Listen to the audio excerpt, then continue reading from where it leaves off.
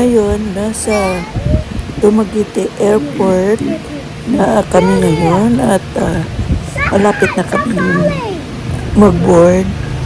Pero merong nag-request na pwede bang mag-snack muna sandali. Kaya nandito kami ngayon sa airport area para makakain ng konting snacks. Wi-Fi free.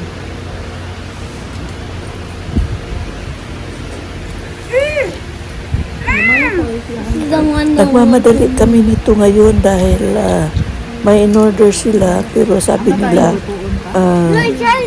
pag nag-order kami bago kami mag-board sa plane, maabutan pa namin. Pero merong in-order si Zoe na hindi na na-serve dahil nag-announce na yung airport na boarding time na raw. Kaya binilisan namin upang kami ay makapasok na sa loob.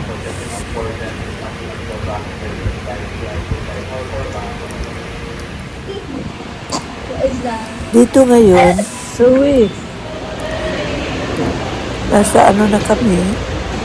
nasa line na kami kasi mag-check-in na. Kanina nag-check-in kami pero lumabas kami kasi may request sila nga. Ngayon nandito kami sa line para mag-check-in na at papasok na kami. Ay hindi na nga ito check-in, papunta na sa loob kasi naka-check-in na kami kanina. Ang daming nakalinya mga tao. Marami ang mga pasahero ngayon. So, nasa huli pa kami. Uy, nandito na. Tila dumating na kami sa nakapasok na kami kanina at umalis na ang plane namin. Ngayon nasa Maynila na kami. Habang matagal pa yung aming next flight namin, umupo muna kami dito sa Terminal 2 para makapagpahinga ng kaunti. Kasi mas maganda yung upuan nila dito at medyo makapag-relax ka. Kasi bukas pa yung aming alis sa second flight namin.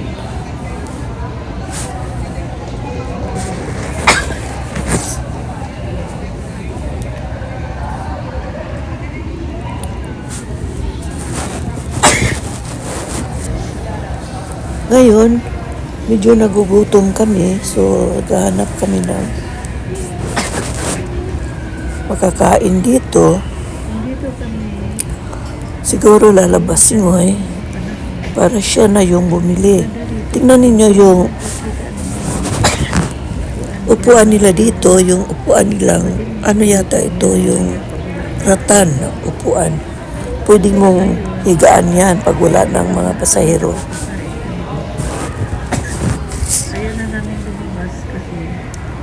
So matagal-tagal kami dito, nakatulog kami ng kaunti kasi pag maglalabas pa kami ng airport baka maiwanan kami ng next na flight namin. Kaya dito na lang kami hanggang magmadaling araw at nang pagka 3 o'clock ng umaga, madaling araw, lumipat na kami ng ibang terminal kasi yung terminal na dyan kami dumating, hindi yun yung terminal na mayroong kaming second flight. So, lumipat kami sa Terminal 1. Matagal din kami sa labas ng Terminal 2 dahil wala kang makitang mga station na merong mga sakayan, merong mga taxi. Wala namang naghahanap ako ng yung station na ng issue ng resibo pag sumakay ka ng taxi. So dito oras nila paalis? Nakaupo kami at nakasakay kami ng tingnan natin kung saan na kami ngayon. Dito nakaupo pa kami kasi Sa loob ng terminal. meron kami nakuha isang taxi ay isang isang ride na Nandito ako ang bayad daw ay 1,050. So, at matagal pa naman kasi tawag siya ng tawag. Tapos, hindi naman sinasabi kung sino yung tinawagan. Naghihintay kami, wala pa rin. So, merong isang ride na nag-offer siya ng ride sa amin papunta sa ibang terminal. Pero ang hiningi niya is 200 lang. So, nag-try ako na sumakay doon. Kasi na partila na airlines na tawag dito na alaala ko yung dating sinasakyan ko na yung mga private na sasakyan na pwede nilang gamitin ride sa ibang pasahero. So ito 200 lang. So nakaminos kami na magkano ba? Mga 800 plus. Kagabi? So sumakay kami dito pero habang hindi pa namin na kasi naglakad-lakad kami ng kaunti papunta doon sa layo-layo ng kaunti sa unang kausap ko sa unang ride sana. So ngayon, nandito na kami, papalabas na kami at malapit na kami dumating sa Terminal 1. Ngayon, nandito na kami, nag-line na kami at binigay namin yung ID namin para bigyan kami ng boarding pass. Sorry. So, habang nandito kami, isa-isa kaming nag-check-in ng bag namin. Bali, tatlo. Isa sa akin, isa kay Ngoy at isa kay Zoe. Mara, After after this, mga classmate. So, dito, hintay-hintay muna kami para after this, magkapasok na kami sa loob.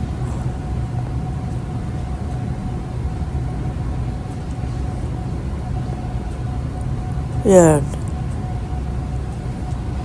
Ang tagal ng hintay namin kasi nag-start kami ng flight namin galing sa Dumaguete for mga 5 o'clock na yata. Tapos yung next flight namin ay kinabukasan pa ng umaga. So matagal-tagal.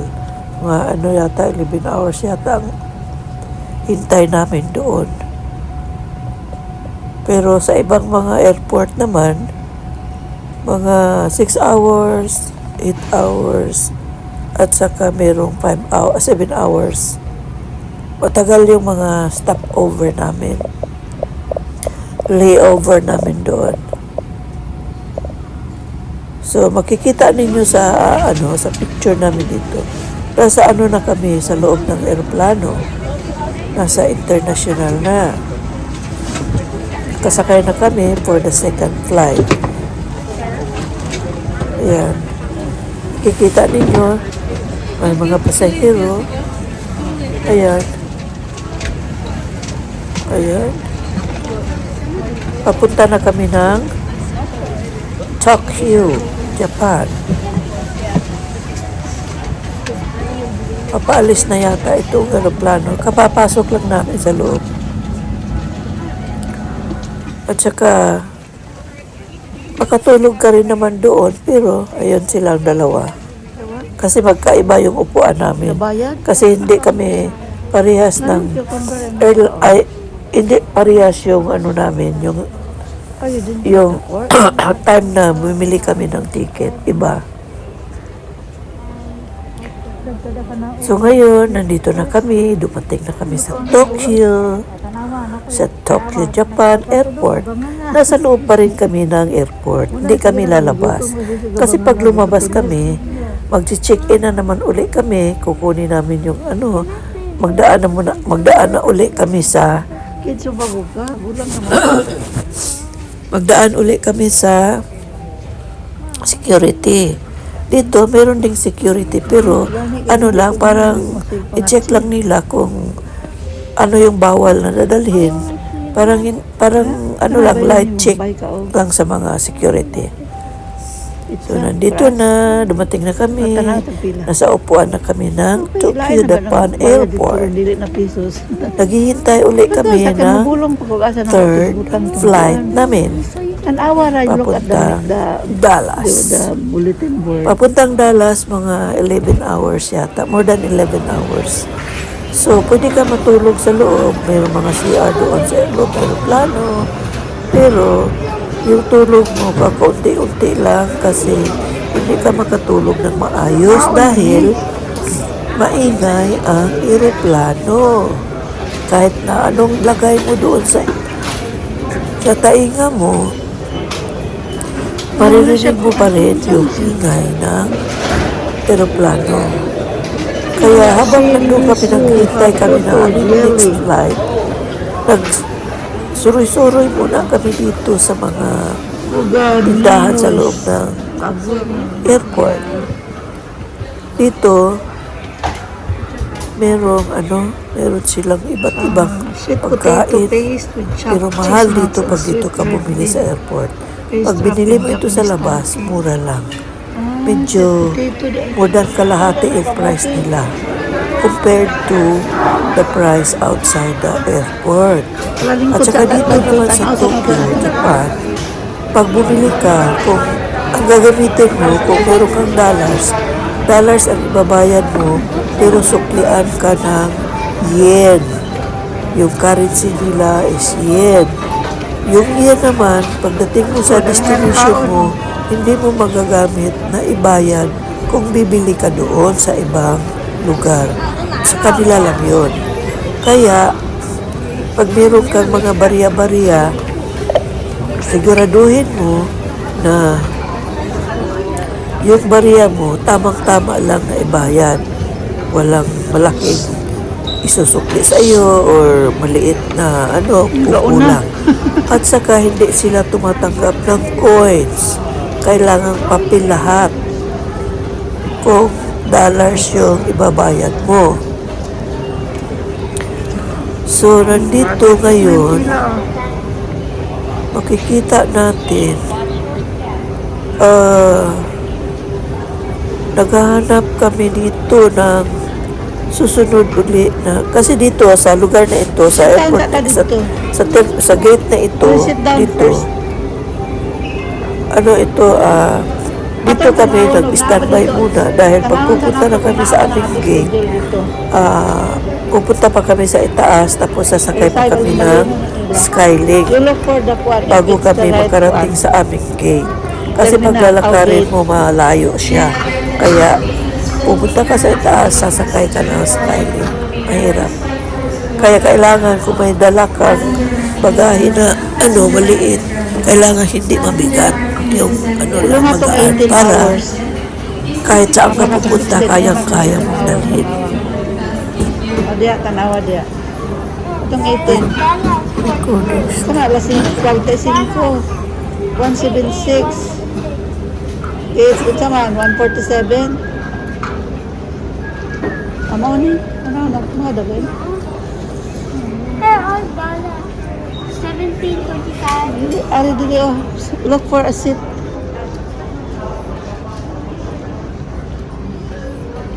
Ari dili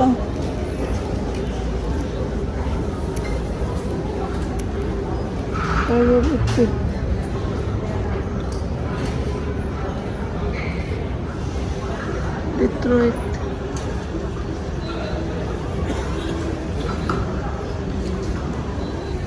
$276.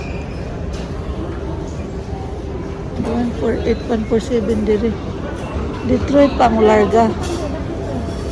Parang Detroit pang larga ron. Ano ko baligya dia?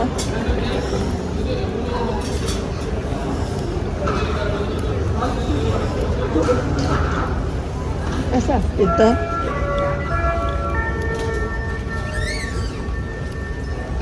Aba ni sila ikuan din, charging.